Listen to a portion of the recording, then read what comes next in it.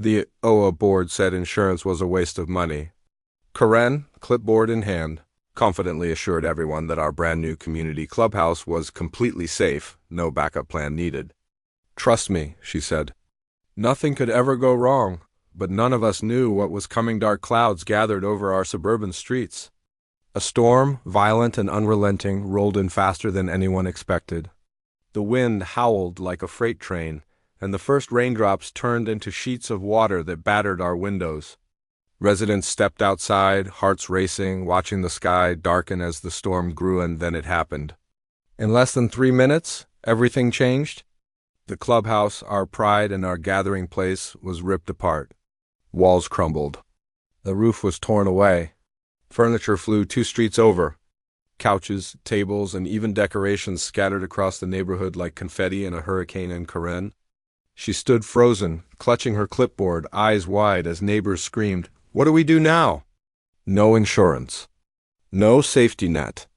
Just destruction, chaos, and the bitter taste of arrogance. One storm had exposed the truth. When you ignore preparation, nature doesn't negotiate. The day the HOA board announced the new clubhouse project, the entire neighborhood was buzzing with excitement. For months, we had heard whispers of plans for a brand new community space, a place where residents could gather for events, celebrations, and casual meetings. Children would have a safe space to play, families could host weekend get-togethers, and the HOA promised an environment of convenience and luxury. Karen, the HOA president, was at the center of all of it. She had been our leader for several years, clipboard always in hand, moving through meetings with a confidence bordering on arrogance. Some residents admired her decisiveness. Others quietly questioned her judgment, but few dared to challenge her openly. On the day of the announcement, Karen stood before the board and neighbors, speaking with a mix of authority and self-assurance. "We are building something incredible," she said, gesturing toward the blueprint spread across the table. "Our new clubhouse will be a symbol of our community's strength and unity." The blueprints were impressive. Large open spaces, wide windows, and modern amenities that promised comfort and style. Residents oohed and ahed as she described the multipurpose rooms, the lounge areas, and even a small cafe-style corner. It seemed perfect, an investment in the neighborhood's future. But then came the critical question, insurance. One of the board members raised a concern. "Karen, should we get insurance for the construction? In case something happens during a storm or accident?" Karen waved her hand dismissively. "Insurance is an unnecessary expense. This building is perfectly safe.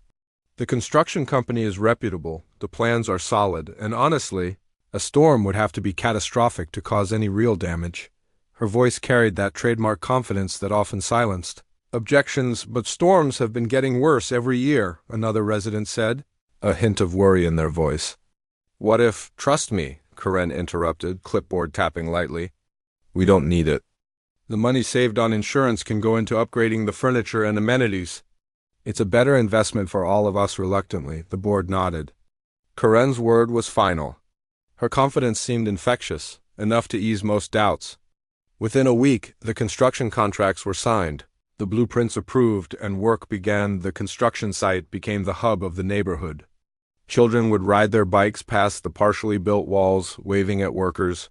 Residents would stop to chat, marveling at the rapid progress. It all seemed to be going perfectly, until the small, subtle warning signs began. The first incident was minor. A gust of wind had knocked over a temporary scaffolding structure. Thankfully, no one was injured, but it was enough to make a few residents uneasy. "Maybe we should reconsider insurance?" someone muttered during a community discussion. Karen's response was swift and cutting. "Nonsense," she said, standing tall. "That's construction. Minor setbacks happen all the time. We are safe, and you are overreacting." Then came the rain. It started as a drizzle but soon intensified. The partially built clubhouse showed its first signs of vulnerability. Water pooled near the base, dampening freshly poured concrete. Some neighbors whispered nervously about potential damage, but Karen again brushed it off. "Weather happens," she said, "but this is nothing we can't handle." Weeks turned into months. The construction continued at a brisk pace, and Karen's promises of safety seemed to hold true. Residents grew complacent, trusting her judgment and looking forward to the clubhouse's grand opening. She would walk the site daily, clipboard in hand, checking the work, giving directives, and reassuring anyone who expressed doubt. Her aura of control was powerful, yet, behind her confident exterior, there were subtle cracks. Contractors had noticed minor flaws: loose bolts, slightly misaligned beams, small leaks in temporary roofing. Each time, Karen dismissed them, waving her clipboard as if it were a shield against reality. "Everything is within tolerances," she insisted. "I've reviewed it myself. Trust me, it's fine." Neighborhood chatter grew. Some residents felt uneasy about her dismissive attitude, but the majority remained supportive. Karen's reputation for leadership was strong. People had followed her decisions for years, and this was no different. One particularly tense morning, a news report highlighted an approaching storm system. Meteorologists warned of violent winds, heavy rain, and the potential for flash flooding. The community buzzed with concern, and residents turned to the HOA board for guidance. Karen remained calm. "We've weathered storms before," she said at the board meeting, her voice measured but confident. "Our new clubhouse is built to withstand normal weather patterns." There is no reason to panic. Some residents, worried about her overconfidence, began stockpiling sandbags and preparing emergency plans. Others took her assurances at face value, trusting her judgment. The tension in the neighborhood grew, though Karen seemed oblivious. As the storm approached, workers hurried to secure the construction site. Tarps were tied down, loose materials secured, and temporary structures reinforced. Karen was there, clipboard in hand, overseeing every detail. "We'll be fine," she repeated, more to herself than to anyone else. The night before the storm, the community was restless. Windows were taped, cars were moved to higher ground, and neighbors exchanged worried glances. Karen walked through the streets, reassuring anyone she passed. "Trust me," she said one last time. As if repeating it enough could make disaster impossible. By morning, the storm had arrived. Dark clouds loomed overhead, and winds began to gust violently. Rain fell in sheets, drenching streets and lawns. Children watched from windows, frightened but curious. Residents huddled inside, listening to the storm's growing roar. Karen remained at the clubhouse, inspecting the site. Her clipboard was still in hand, a symbol of control in a world suddenly ruled by chaos. She didn't notice the small cracks forming in the walls, the roof straining against the wind, or the first signs of structural failure. Neighbors tried to warn her. "Karen, maybe we should evacuate." Someone shouted through the wind. "I've got this under control," she replied, voice firm, almost daring the storm to challenge her authority. And so the stage was set. The new clubhouse stood ready to face the storm, unprotected, uninsured, and dangerously vulnerable. Karen's confidence had convinced everyone that they were safe. But nature has a way of humbling even the most self-assured. Calm before the storm ended quickly. The wind picked up, the rain poured harder, and the first real cracks began to appear. The community held its breath, unaware that the events of the next few minutes would forever change their neighborhood. The storm had arrived, and it was relentless. The once calm suburban streets were now filled with the howling of wind and the steady drum of heavy rain. Trees bent under the pressure, their branches clawing at windows, and the sky had turned a dark, menacing gray. It was one of those storms that made even the bravest hearts pause, and yet there was Karen still at the clubhouse, clipboard in hand, standing as if her authority could shield the building from the forces of nature itself. The first signs of trouble were subtle, almost imperceptible. A loose panel rattled against the side of the building.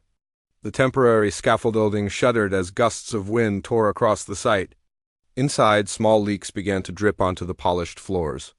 Residents who had braved the storm peered through their rain-streaked windows, whispering nervously among themselves. "Maybe we should call someone," one neighbor muttered, his voice barely audible over the wind. "Karen said it's fine," another replied, trying to soothe their own rising anxiety. But the storm wasn't interested in negotiation.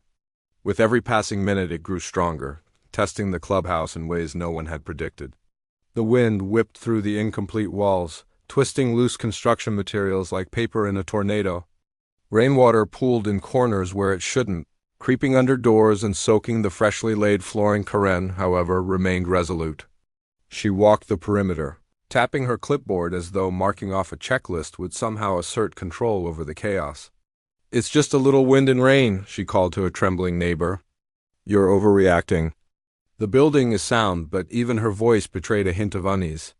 That faint quiver was barely noticeable, but to the attentive, it was the first crack in her armor of confidence. Then came the debris. A loose piece of siding tore off and smashed into the driveway. A stack of chairs was knocked over, tumbling into the mud. Each minor catastrophe sent waves of alarm through the residents who had gathered under porches and trees, clutching umbrellas that threatened to turn inside out inside the clubhouse. The sound of creaking wood and shifting beams grew louder.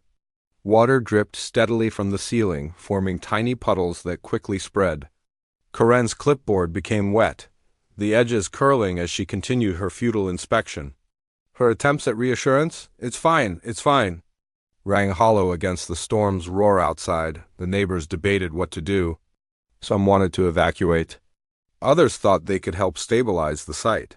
But there was confusion, tension, and fear. The trust they had placed in Corinne was starting to falter, replaced by doubt and panic, and then the storm hit with a sudden violent gust. A section of the temporary roofing lifted slightly, threatening to take flight. Corinne tried to hold it down, but even her grip wasn't enough. The roof shifted precariously, a warning of the disaster that was about to come. Residents shouted warnings, their voices barely audible over the hurricane-like winds. "Corinne, step back! I've got this," she yelled, though her tone lacked the certainty it had carried before. Her eyes darted over the structure, finally seeing what everyone else had feared. The building was struggling, creaking under the storm's relentless force. Panic began to spread. Water seeped faster, pooling in areas that were never meant to hold it. The furniture that had been stored inside was now damp and sliding across the floors. Chairs toppled, tables shifted, and small items scattered in the chaos. The storm was testing every flaw, every misjudgment, every ignored warning in Corinne. She was still there, stubbornly refusing to abandon her post, a clipboard clutched like a talisman. The neighbors' fear had turned into outrage. "Why didn't you listen to us?" one shouted, shaking with anger and anxiety, the mid-hook closes with the tension at its peak. Minor damages had become undeniable. The storm had proven it would not be ignored. Corinne's arrogance was exposed, and the stage was set for the inevitable collapse. The neighborhood held its collective breath, aware that the worst was yet to come, a climax that would leave no one untouched. The storm showed no mercy. Winds ripped through the neighborhood like a living force, bending trees and sending debris hurtling through the air. Rain poured in relentless sheets, flooding streets and yards. It was a scene of chaos that no one could have fully anticipated, except perhaps Corinne, who had spent the last few weeks assuring everyone that nothing could go wrong inside the clubhouse. The first major structural failures began. A loud crack echoed as a support beam gave way, forcing the walls to shudder violently. Dust and small debris filled the air as the building groaned under the storm's unrelenting power. The roof, already weakened by earlier gusts, began to lift in sections. Corinne clutched her clipboard, her knuckles white, her eyes wide with disbelief. Outside, residents watched in horror as the structure they had helped plan and fund, the very heart of their community, began to crumble. Some ran toward the building, desperate to salvage personal items or help secure anything that could be saved. Others froze, paralyzed by shock and the deafening roar of the storm. "Corinne!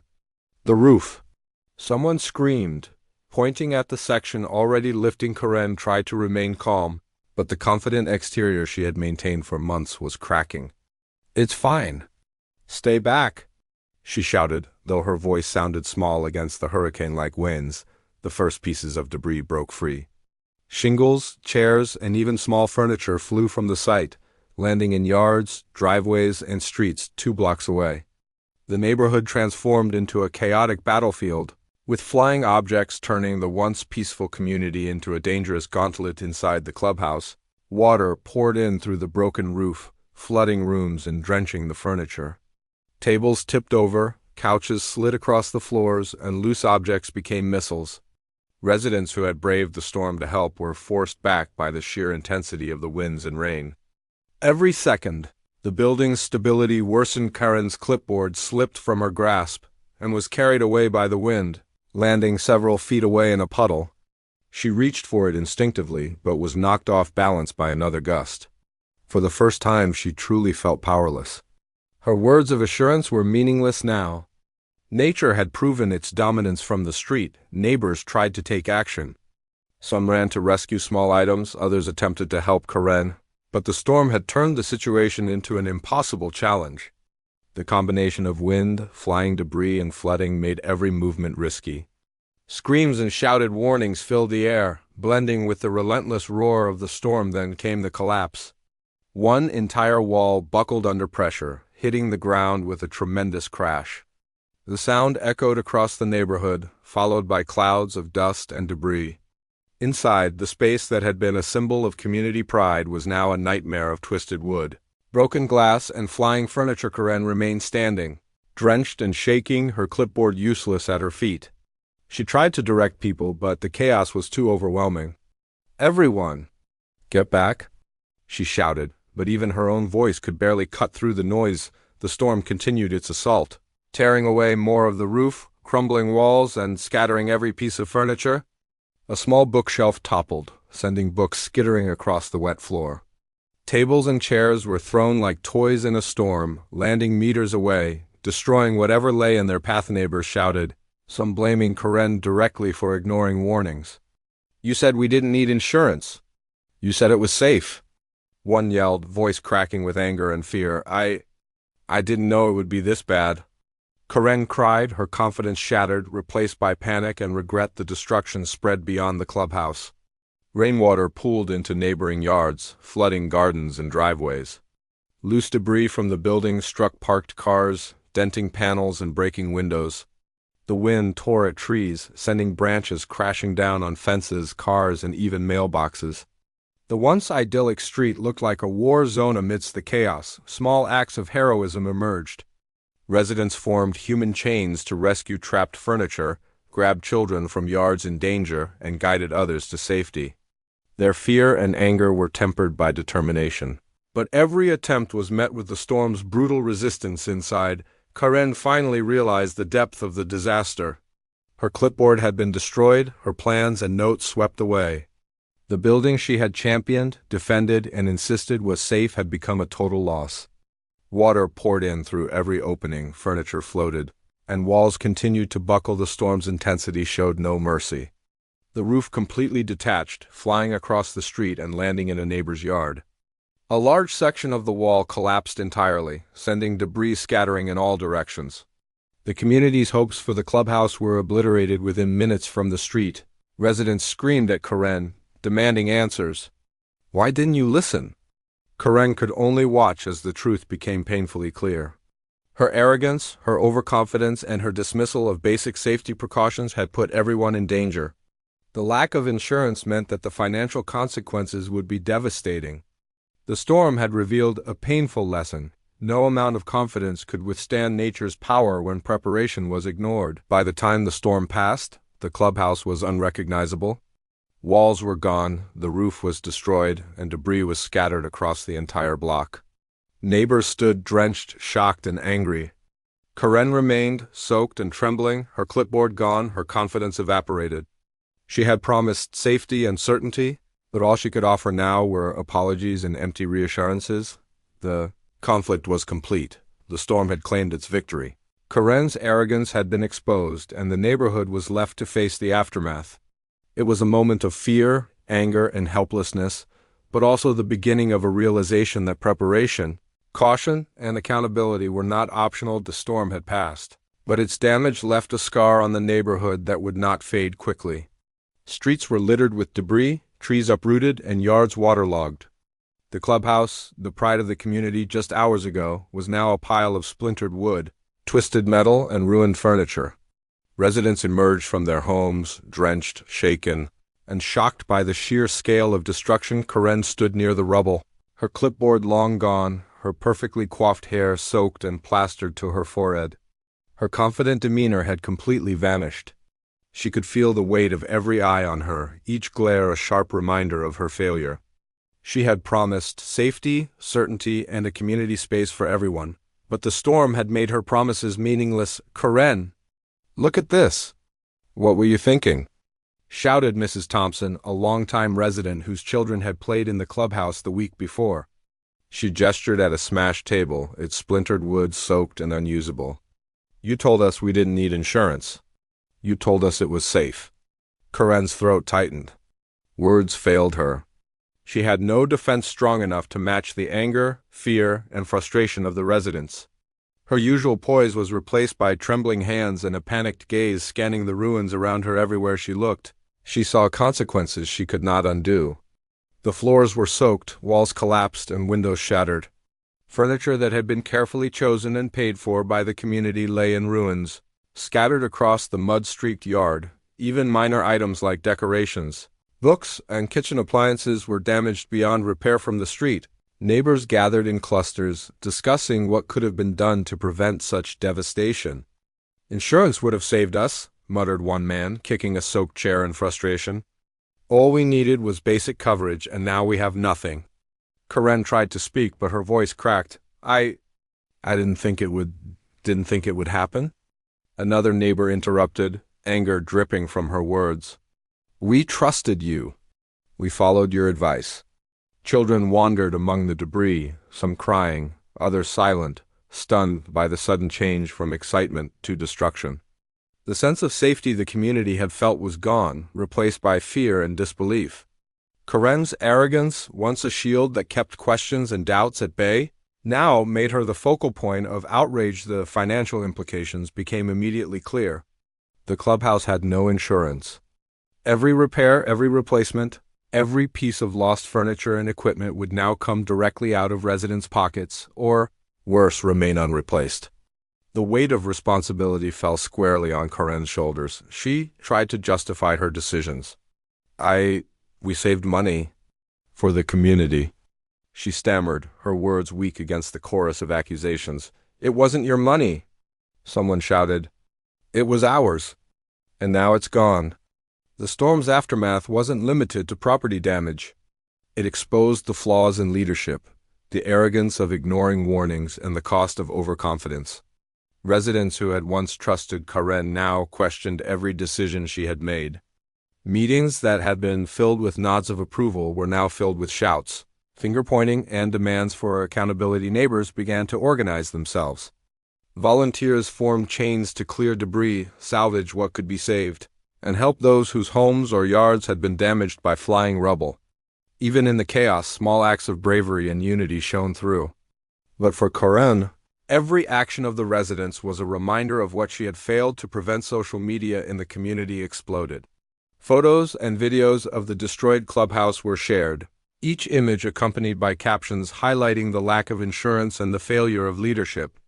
Karen's name became synonymous with arrogance and misjudgment. What was once a project meant to unite the neighborhood had become a symbol of negligence. The day stretched on, and with it the weight of reality. Emergency crews arrived to assess structural damage, but it was clear that rebuilding would take months, if not longer.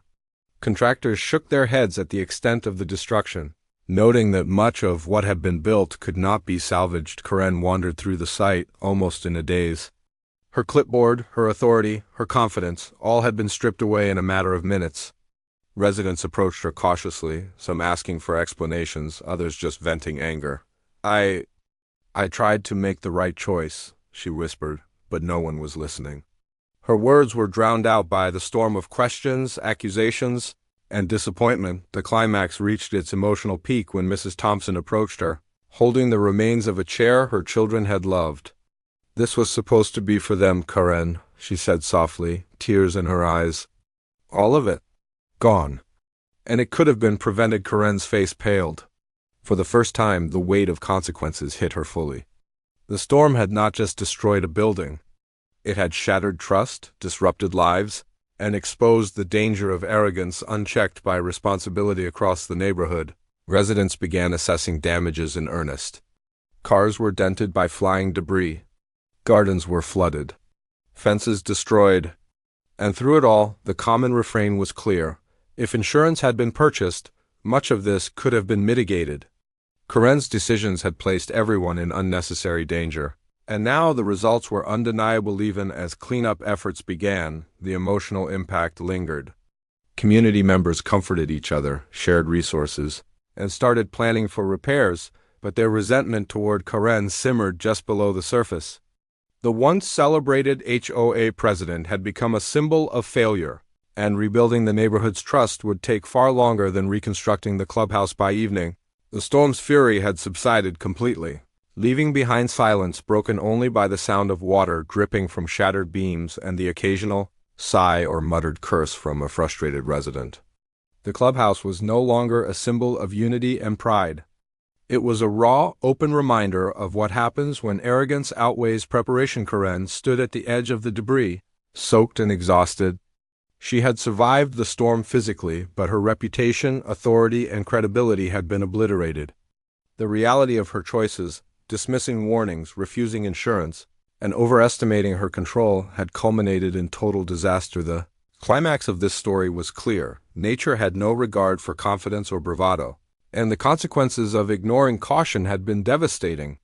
Karen had been exposed, the neighborhood had suffered, and the lesson had been painfully, publicly, and inescapably learned. The storm had passed, but the neighborhood was still reeling. Streets were clogged with debris, trees lay uprooted, and the clubhouse, once a symbol of community pride, was a heap of ruined wood, twisted metal, and soaked furniture. The immediate danger was over, but the real challenge had just begun. Residents emerged from their homes, drenched and exhausted, to survey the damage. Shock gave way to anger as they realized the full scope of the disaster. The clubhouse, a place meant to unite everyone, had become a monument to negligence. The absence of insurance meant that no external aid would cover the cost of rebuilding. The financial burden fell entirely on the community, a weight heavier than any storm could have imposed alone. Karen stood at the edge of the wreckage, her once commanding presence diminished. Her clipboard, her symbol of authority, was long gone, swept away by the storm. Now she faced the consequences of every dismissed warning, every overconfident statement, every moment she had brushed off residents' concerns. She could feel the weight of their eyes on her, a mixture of disappointment, fear, and anger. The first community meeting after the storm was tense. Residents packed into the homes of those less damaged or gathered under tarps in yards still drenched from the storm. Voices rose as people recounted the losses: ruined furniture, destroyed decorations, damaged vehicles, and even minor injuries sustained while trying to salvage belongings during the storm. "Karen," Mrs. Thompson began, holding the remains of her children's favorite chair, "we trusted you. We followed your advice. Now we have nothing." Her voice wavered with frustration and sadness. Karen swallowed hard, the weight of guilt pressing down on her. I thought I was making the right choice," she said quietly. "I didn't realize the storm would be this strong." Her words were interrupted by the collective murmurs of disbelief. Some residents shook their heads, others simply stared, unable to comprehend how such a disaster had occurred under the guidance of someone they had trusted. The discussion quickly turned practical. Volunteers formed groups to begin cleaning up debris, salvaging whatever could be saved, and securing the neighborhood for any further weather threats. Neighbors who had been angry moments before now worked together, a small silver lining amidst the chaos. The sense of shared responsibility grew, even as frustration with Karen lingered. Contractors arrived to assess the damage formally. Their verdict was sobering: much of the clubhouse would need to be rebuilt from scratch. Water damage had ruined the floors and furniture. Structural beams were compromised. Windows shattered, and the roof was beyond repair. It was a total loss. The absence of insurance meant that residents would need to finance reconstruction themselves, a reality that deepened the anger and despair. Karen attempted to assist with the cleanup, but her efforts were met with skepticism. Residents allowed her to help, but every action seemed symbolic rather than practical, and acknowledged that intentions were not enough to prevent the disaster. The visual of Karen, soaked and humbled, walking through debris with hands shaking, became a poignant reminder of accountability. Despite the emotional and financial strain, the community began organizing. Neighborhood committees were formed to discuss rebuilding plans, prioritize repairs, and explore collective solutions. Residents who had previously relied on Karen's decisions began taking leadership into their own hands, realizing that preparation and caution could not depend solely on one person's authority. The story of the clubhouse spread beyond the neighborhood. Social media posts and local news coverage highlighted both the storm's ferocity and the HOA's failure to secure insurance.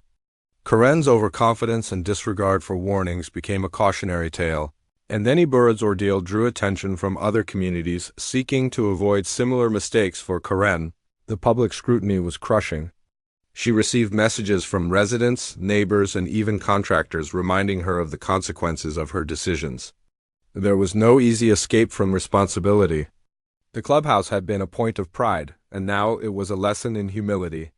She was forced to confront not only the financial and practical implications of her choices, but the emotional impact on the people she had promised to protect in the days that followed.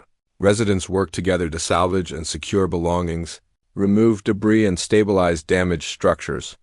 Children played cautiously amidst the wreckage, while adults coordinated cleanup teams, resource distribution, and temporary repairs. The storm had destroyed more than property. It had challenged the sense of community trust, but it also revealed the resilience and determination of those living their meetings. With the HOA became more structured, formal, and accountable. Karen could no longer dismiss concerns with confidence. She had learned painfully that authority without foresight was meaningless. Financial plans were drafted, including contributions from residents and community fundraising efforts to rebuild the clubhouse. Conversations about insurance, emergency preparedness, and safety protocols dominated discussions. Residents insisted on accountability at every step. Amidst the tension and anger, there were moments of reflection. Karen began to understand the real impact of her overconfidence. She visited affected families, listening as they recounted the losses they had endured, not just material, but emotional. She began to see how much trust had been broken and how difficult it would be to rebuild not just the clubhouse, but her credibility. The rebuilding process became a collective effort. Residents who had once depended on HOA decisions began collaborating on every detail: design choices, safety measures, and budget allocations. Contractors worked closely with the neighborhood, ensuring that this time nothing was overlooked. Lessons from the storm influenced every decision: reinforced beams, storm-resistant roofing, waterproof flooring, and, most importantly, comprehensive insurance coverage. Karen's role changed. She was no longer the confident leader dictating every decision. Instead, she became part of the team, a participant rather than the sole authority. Her experiences served as a cautionary example, reminding everyone that preparation and accountability are far more valuable than unchecked confidence. Months later, the new clubhouse began to take shape. Walls rose stronger, windows were reinforced, and insurance policies were finalized before any construction continued. Residents took pride not just in the physical structure but in their collaborative effort. The neighborhood had faced disaster, confronted failure, and emerged wiser and more united. Story of the storm and the clubhouse became a lasting memory, a reminder that leadership carries responsibility. Arrogance has consequences, and communities thrive when preparation and collaboration outweigh confidence without caution. Karen herself had changed. The lessons of the storm were etched into her demeanor, her decisions now tempered by humility and awareness. In the end, the neighborhood rebuilt not just a building, but trust, resilience, and awareness. They learned that disasters can strike at any time, and that survival and recovery depend not on bravado, but on careful planning, accountability, and shared responsibility. The clubhouse reopened months later, a stronger, safer, and more symbolic testament to lessons learned the hard way in Karen. Once the face of arrogance became a figure of hard-earned humility, reminding everyone that the true measure of leadership is not confidence alone, but the foresight and care to protect those who rely on you. Now I ask you, could this disaster have been prevented if Karen had just listened? This was just one story, but the next one will be even more dramatic. Are you ready? Then you need to subscribe to HOA Stories 87 right now. Like this video, share it with your friends, and hit the bell because the next story might sound a little too close to home.